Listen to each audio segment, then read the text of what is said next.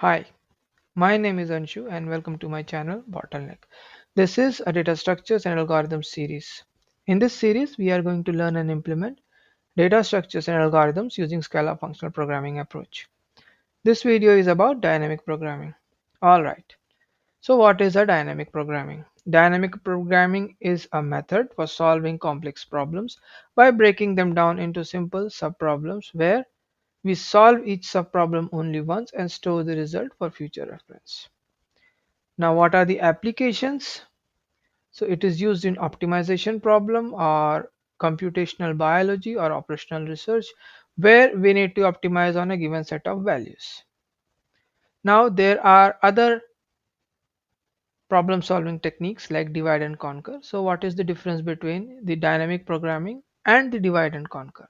So in dynamic programming we solve the overlapping problems, whereas in divide and conquer we solve the non-overlapping problems. So when we say overlapping subproblems, in it means that the problems are solved once and stored in the memory or in any data structure which can be used further. Whereas in divide and conquer, we store them, we solve the subproblem, we store them, and we combine them all together to get the final result. Whereas we may or may not need to have all the results in terms of dynamic programming. Okay, so now what are the different approach to the dynamic programming or different types of it? So as we see, we have overlapping sub problems and overlapping substructure. So when it goes to it, the first is top down, which is also known as memoization technique. This approach involves solving problems recursively and storing the results of the subproblem in a table, usually an array or a dictionary, to avoid redundant calculations. When a subproblem is encountered, the algorithm first checks if it has already been solved. If so, it returns the solved value or the result. Otherwise, it solves the subproblem and stores the result for the further use. That belongs to the first category of overlapping subproblems. Now, bottom-up approach, which is also known as tabulation. This approach involves solving the problem iteratively by building up solutions to a subproblem from simplest case up to the desired problem. The result of the subproblem is stored in a table and the solution to this original problem is built by combining the solution of the subproblems, which is also known as tabulation because it uses a table structure. So it deals about the optimal substructure. All right.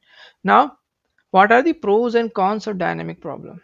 Dynamic programming has pros as it is efficient for to a complex problem. So as we will see in the examples ahead, that how it can improvise the Fibonacci sequence and how we can improvise using the memoization or the bottom-up approach rather than the imperative or the conventional way of doing the Fibonacci series.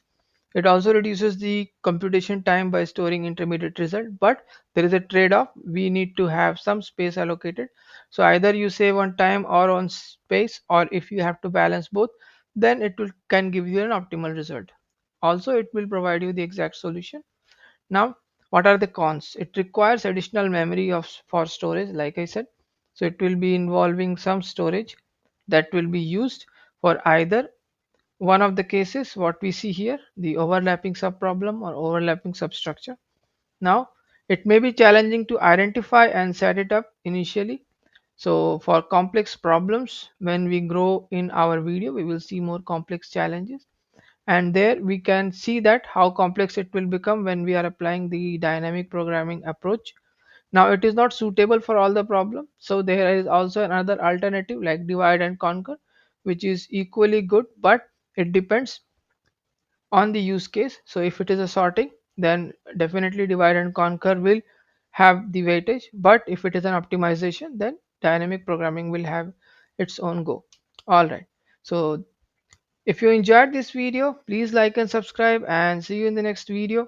Meanwhile, I will be implementing multiple solutions or examples for on the dynamic programming.